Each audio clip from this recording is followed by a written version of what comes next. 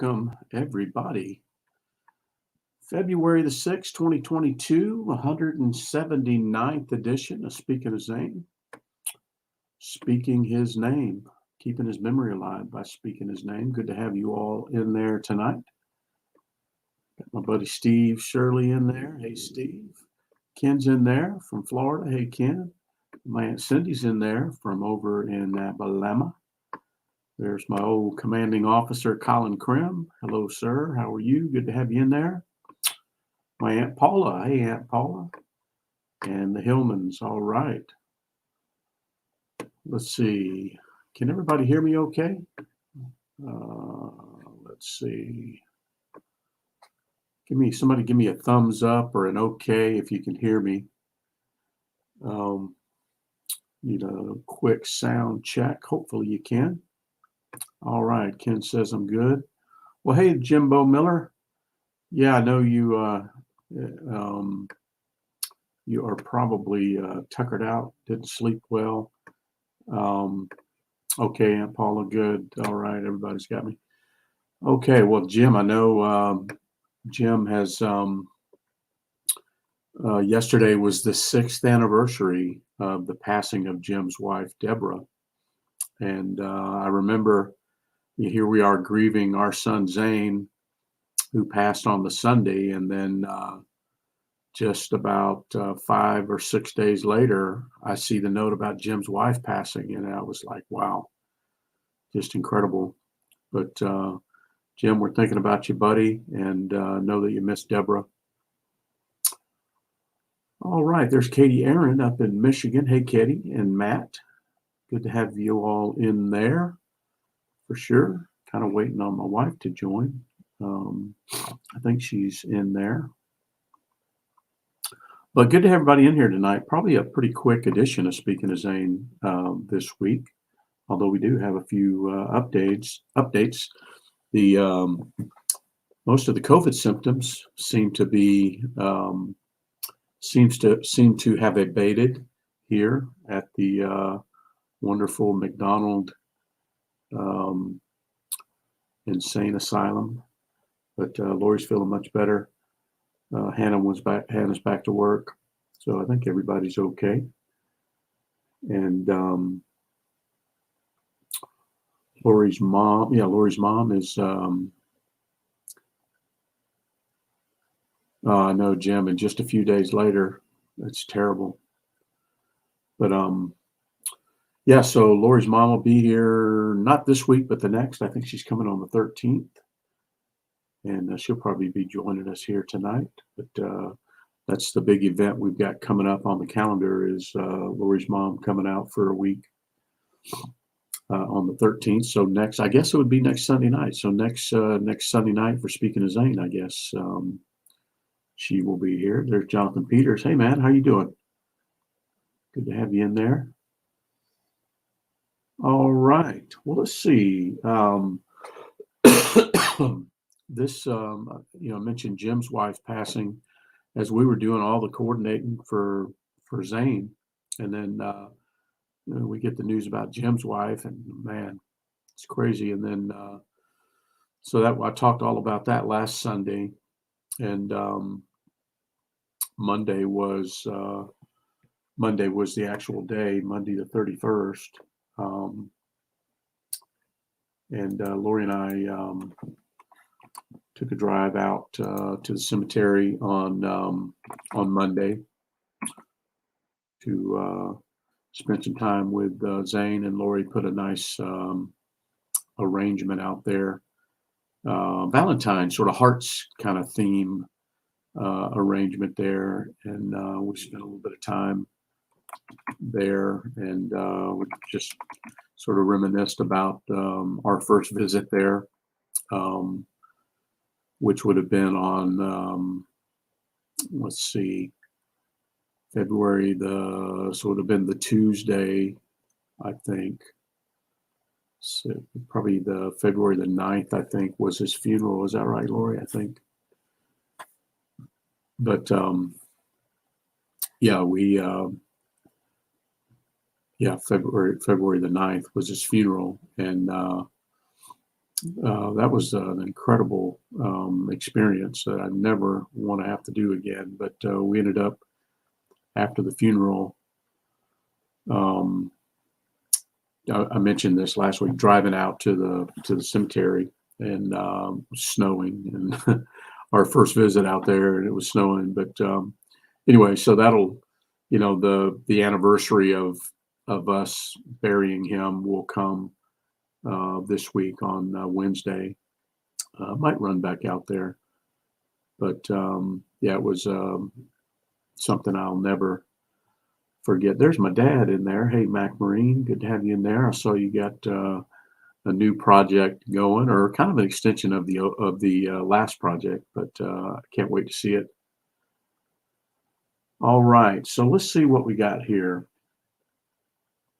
How about some This Week in Military History? And I'll come back to the Hat of the Week. This Week in Military History, I just found one item that as I was just poking around today, but this is an interesting one. And if you've ever visited or lived in Savannah, Georgia, this will ring true for you. On February the 5th of 1958, a B-47 out of Homestead Air Force Base down in South Florida was flying along the coast of Georgia and had a collision with an F-86 fighter right off the Georgia coast. Yeah, Steve's getting a little ahead of me there. But the F-86 crashed into the ocean. The pilot was able to eject, and he survived. The B-47 was able to land at Hunter Army Airfield. Well, I think it was Hunter Air Force Base at the time. By the way, one of the longest runways on the eastern seaboard. In fact, it's a space shuttle alternate. That's how long it is. But anyway, it's in Savannah. And the B-47 landed safely at Hunter after ejecting the Mark 15 hydrogen bomb, so a nuclear bomb. And there were some attempts right after, and then again later, in not too distant history. It has never been found. There's a nuclear weapon off of Tybee Island, Georgia, buried somewhere in the silt. And we just have to hope that it stays buried in the silt. And wow, yeah. So Jonathan was stationed at Fort Stewart. So everybody that's lived at Fort Stewart or Hunter or Savannah has heard the story about the nuclear weapon off the coast there near Tybee Island. But an incredible story. And of course, that was during a period of time where, bombers were regularly flying with nukes and flying on airborne alert, and include not just B-47s but later B-52s. And there were some incidents over the years, but I think that's probably I think that may be the only one where we have not recovered the weapon. But interesting story for sure. All right. Well, let's see. I did. So I guess this some more history. I'm a Civil War history buff, and I met somebody for lunch yesterday that I'm interviewing for a possible position in the program that I lead. Anyway, he's spending some time up in Dalton, Georgia. So we met in Calhoun at a barbecue place and got a chance to chat. And anyway, on the way back from Calhoun, I stopped at the Adairsville, Georgia, Adairsville Cemetery, just off of Highway 41 there. It's actually on 41. But yeah, so I stopped at the Adairsville Cemetery, and there's a couple of markers there. The cemetery is not Civil War era, but the markers are right there at the cemetery. And they talked about some troop movements on May the 18th One of the markers was for Sherman's army and what they were doing and where they were marching from and to, and the other was for the Confederates, Johnston, I think it was, and his group. And anyway, so I stopped and spent a little time there. And the cemetery there was full of veterans, a lot of veterans there, a lot of veterans headstones and markers, and snapped a few pics there, paid some respects. And anyway, Lori and I love to travel around North Georgia. It's just so rich with history and all these little sleepy towns. And anyway, so that goes back to the hat of the week. If you remember, in 2020, right at the beginning of COVID, Lori and I broke out of hibernation and went on a little trek from beginning in Marietta, downtown square in Marietta, and all the way up to past Alton, Tunnel Hill. And we followed the route of a stolen Confederate locomotive called the General. Anyway, so the General, on its route from Marietta, eventually to Tunnel Hill, where it was stopped, it made its way through Adairsville and Calhoun. So that's why the hat, the General, which can be seen at the Civil War and Locomotive Museum in Kennesaw, that is why that is the hat of the week. How about that? Okay, well, let's see. That's it for this week in history. Veteran Cemetery Challenge. We had some visits. I mentioned Lori and I went out and spent some time on Monday during the week. It's odd that we will go on a Monday. I mean, I'm a working guy, I have work, so I can't always break away, but sometimes I do. And we were able to break away Monday, and Lori put some very nice flowers out there. Then we had a little breakfast at the Cracker Barrel on the way home, and that was nice, a nice visit. And I know that Daryl made at least one visit to Jefferson Barracks this week. Daryl's going to be late, I think, tonight because he's, or he may have joined us, but he's got church tonight. But I think he's going to be late. Anyway, he made a visit and documented a very nice visit to Jefferson Barracks there in St. Louis with the snow. It was just absolutely beautiful. I don't know if you guys got a chance to see. Well, let me pull it up real quick. And you can see Daryl's visit in the snow. Just beautiful. I'll share that real quick, and in case you guys didn't see.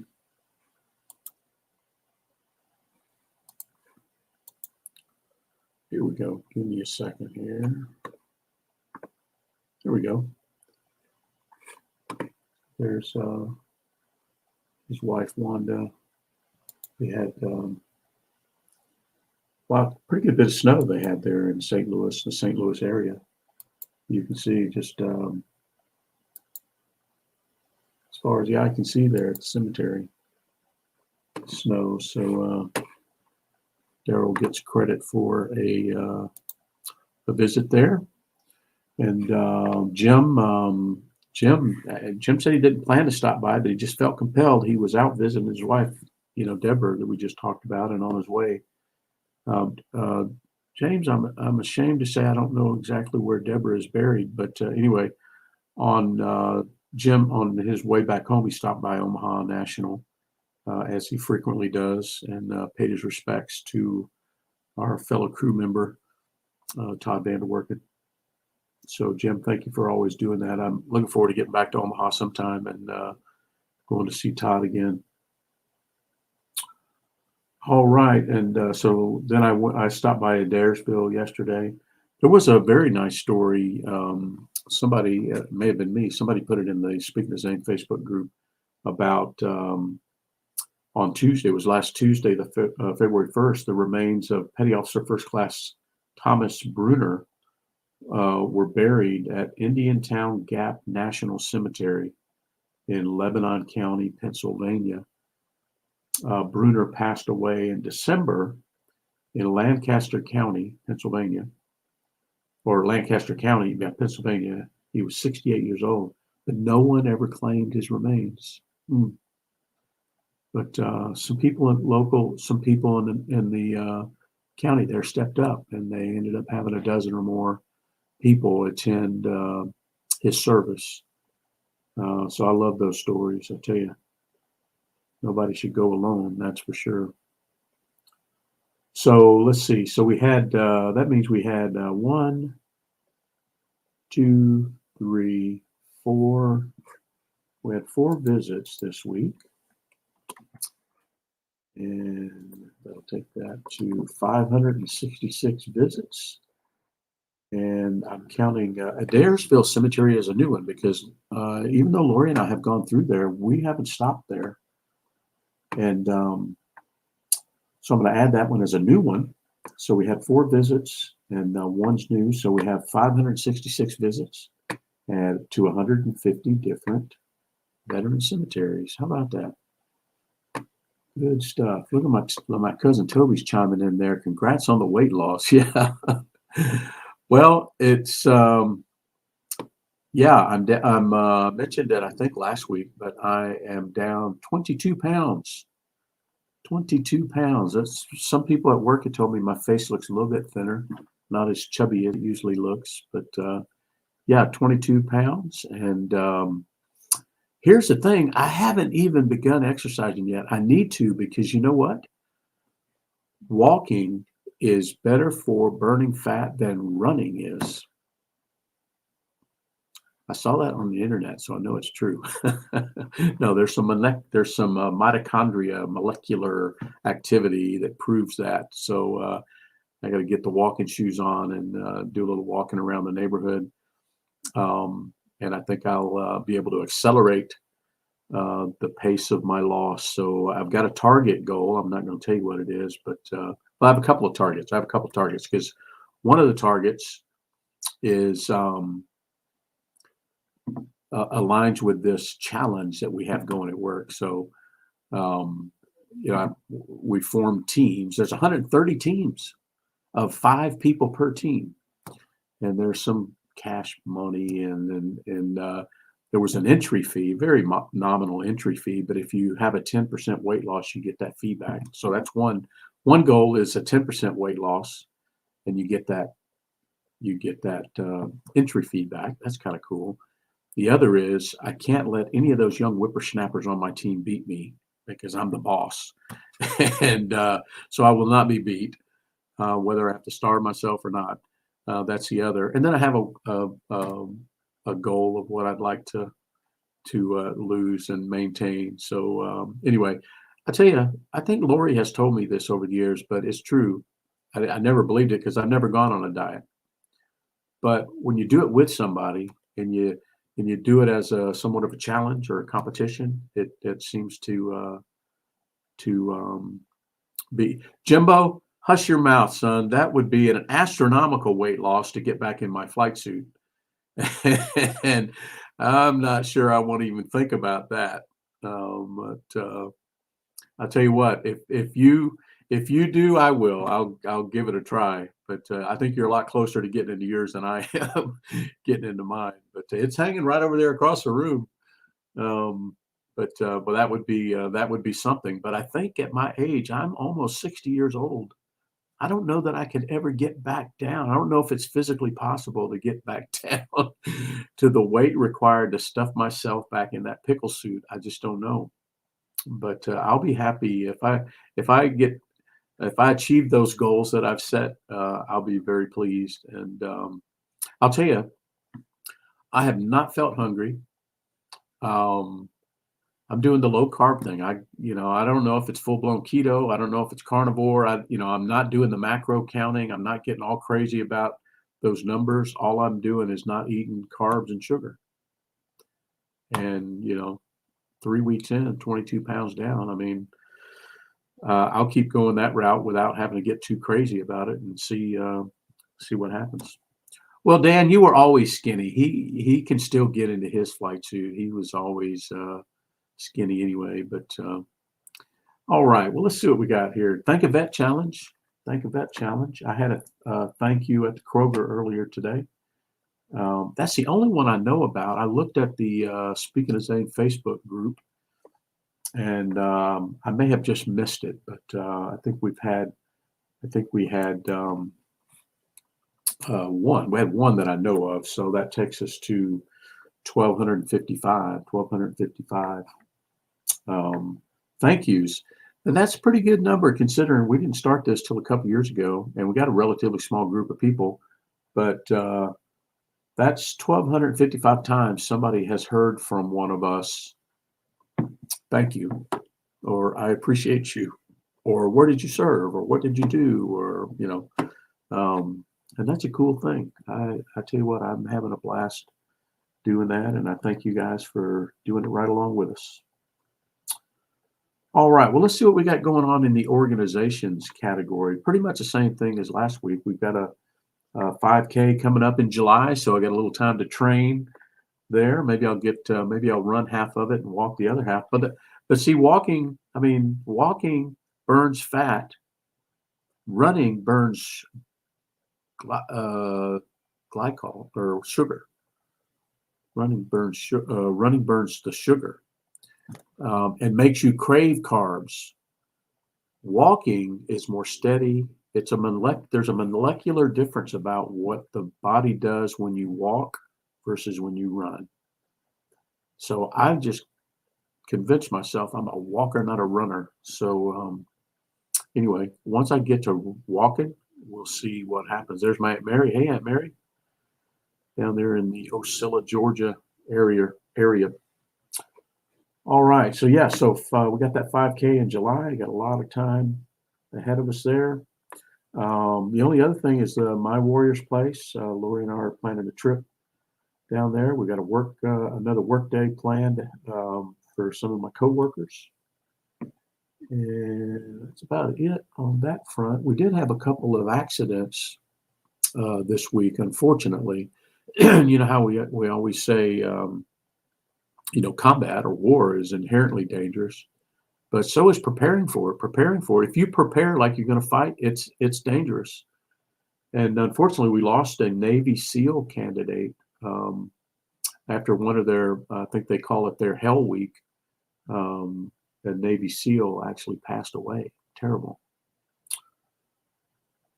Well, Dan, I would love for you to do that. It's on March the 4th. If you want to come out and join us, it's on a Friday. We're gonna meet out there about noon and work about 5 hours or so. It's in Ruskin, yeah. Let me know if you'd like some more information on that. I'd love to see you. We'll have to make sure though that we stick to if you show up, we have to stick to our tasks and get our work done, and we can't just be off sitting on the side telling lies. No, it'd be good to see you.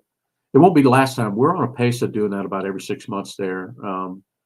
Lori and I have made good friends with Kelly there, and I feel this tremendous obligation to do as much as I can there. But so we lost a Navy SEAL candidate, unfortunately, and we also lost a 4th ID soldier in a non-combat incident in Syria. Can you believe we have people in Syria still? It's amazing. But 4th ID soldier. I didn't get the name. The account that I saw had not released the name. But the 4th ID soldier died, non-combat related incident in Syria. All right, and Matt, I keep pushing for you to give us an update on your buddy Jason. How's Jason doing? We'd like to keep up with his progress. Let's see. Lori's got something in the chat there, off topic, but this is the place to all of you that work the same job as Guy. What was the job code and actual name? It's always just been Paxamy. Oh, well, I'll tell you that. So for us, the in-flight maintenance techs, our AFSC was A328X5. Did I get that right, Jimbo? That's what it started out as, A328X5. And then, of course, the X was whether you were 3 level, 5 level, 7 level. But it was called, the official title was Post Attack Command Control Systems Technician, I believe. Wasn't it, Jim? Post Attack Command Control Systems, that's PACS, Post Attack Command Control Systems Technician was our job title from tech school. And we were in the squadron, we were called in-flight maintenance techs or airborne radio maintenance. It depended on the year, who we, what they were calling us. But when you say job code, I don't know if you mean the AFSC, but that changed later in the early 90s from 328 to 4 something. I don't remember. Yeah. Okay, Jim. Yes. Or Matt. Yeah. We certainly wouldn't want you to,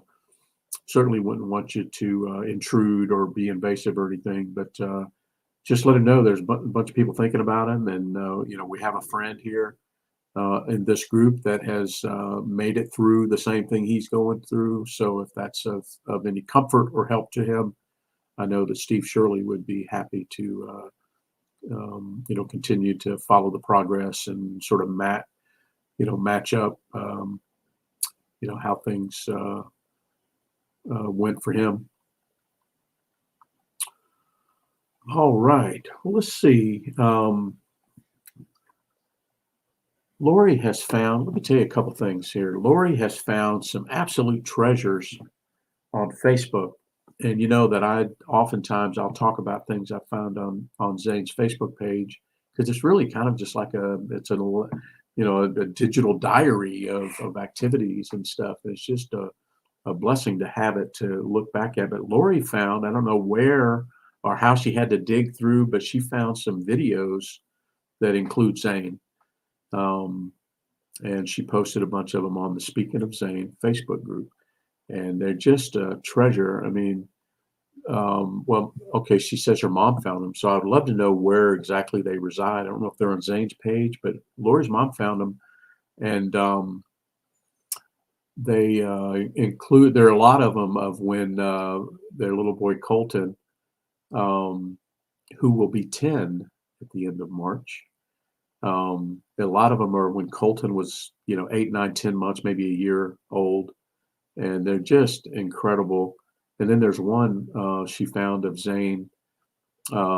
He discovered, if any of you are musically inclined, you know what a loop station is. He discovered a loop station, and he began to use the loop station to overdub and record different things. Lori posted a song that he did using the loop station. It's just awesome. But she had them on her phone. Okay. Well, now we have them on Facebook, so we know where they're at. But that's great. Yeah. But anyway, go look at that. Those are awesome.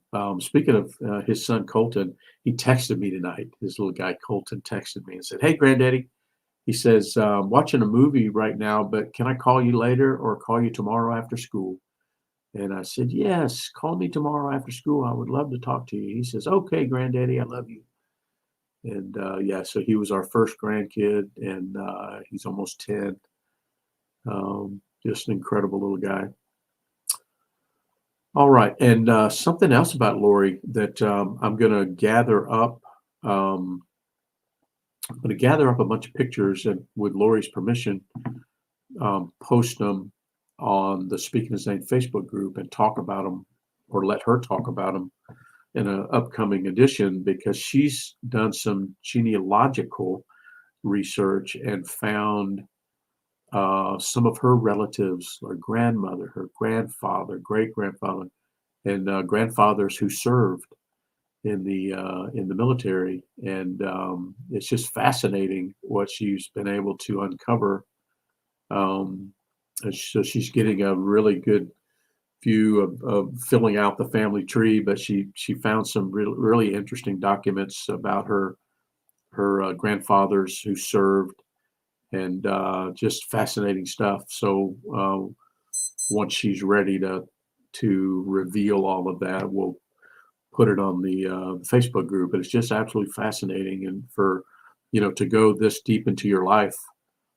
And Lori's a little bit younger than me, and not knowing any of that, it's like a new discovery. Lori's going through this new, understanding her lineage and everything. So it's kind of been fun to watch. All right, let's see. So stay tuned for that.